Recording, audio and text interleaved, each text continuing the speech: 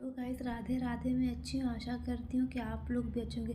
क्या ईश्वर भेदभाव मानते हैं, जात पात मानते हैं? अगर मानते हैं तो सूरज एक क्यों, चंद्रमा एक क्यों और हवा सबके लिए एक जैसी क्यों? तो हम सभी की एक ही। आज मैं आपको इसी प्रस्तुत में एक कहानी बताने जा तरह के विश्वासघाट के 100 साल पहले की घटना है। वहीं के आसपास उनका मिर्जा साहब के लड़के का नाम दादा रहमान था। वो बहुत अच्छा लड़का था। वो रीति रिवाज को मानने वाला था और वो अपने धर्म को मानने वाला लड़का था। दादा रहमान का चचेरा भाई कासिम था। वो भी उन्हीं लोग के साथ रहता था। एक दिन दोनों भाई स्कूल जा रहे थे, तब दादा रहमान की चप्पल टूट गई तो उनकी नजर झुक। दादा रहमान तो भूल ही नहीं पा रहे थे श्री कृष्ण राधा रानी को। कहते दोनों कितने सुंदर लग रहे थे।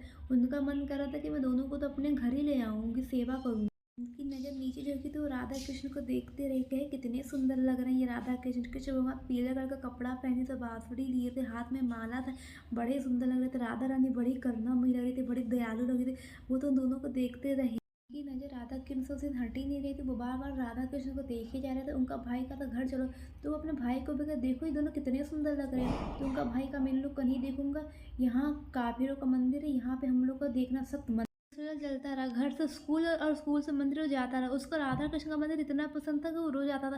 बट उसके भाई ने कहा मैं चाचा जान को बता दूंगा तुम काफिरों का मंदिर मत आया करो। बट उसको वो मंदिर आना बहुत पसंद था। उसको राधा कृष्ण बहुत ज़्यादा अच्छे लगते थे। बट उसने जो चाचा जान को बता दिया, वो खूब मार खाया, खूब पीटा गया। तब भी वो उनके मंदिर जाना नहीं छोड़ा। दादा रहमान ने अपनी अम्मी अब्बू को समझाया कि सब भगवान एक ही होते हैं और हमारे खुदा कहते हैं सबसे मोहब्बत करो, मिलजुल के रहो। और ये राधा कृष्ण का मंदिर मुझे जाना पसंद है, आप लोग मुझे वहाँ जाने क्यों नहीं दे। रहमान का घर से निकलना भी बंद हो गया था और उनके अब्बू ने सख्त मना कर दिया था ये घर से बाहर नहीं निकलेगा। फिर दादा रहमान खाना पीना छोड़ दिया। दिन भर राधा कृष्ण के बारे में सोचने लगे। न कुछ खाते थे न कुछ पीते थे। दिन में दिन में कमज़ोर होते रहे। एक दिन उनकी अम्मी अब्बू उनको मौलवी साहब के पास ले गए। मौलवी साहब ने उनको झाड़ पूरा कहा, हो सकता है आपका बेटा ठीक। रहमान ठीक होने का नाम ही नहीं ले रहे थे। फिर से उनके माँ बाप उनको मौलवी साहब के पास ले गए। फिर से मौलवी साहब ने झाड़ा। दादा रहमान ने कहा मैं इतनी जल्दी ठीक नहीं होगा, मेरे अंदर राधा कृष्ण का रंग चढ़ गया है, तो आप चाहे जितनी कोशिश कर ले मैं इतनी जल्दी ठीक नहीं।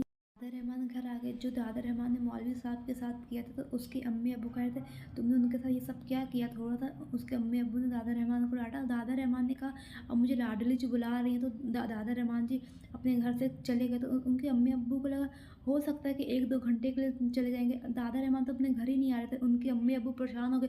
3 से 4 दिन हो गए दादा रहमान अपने घर ही नहीं आए।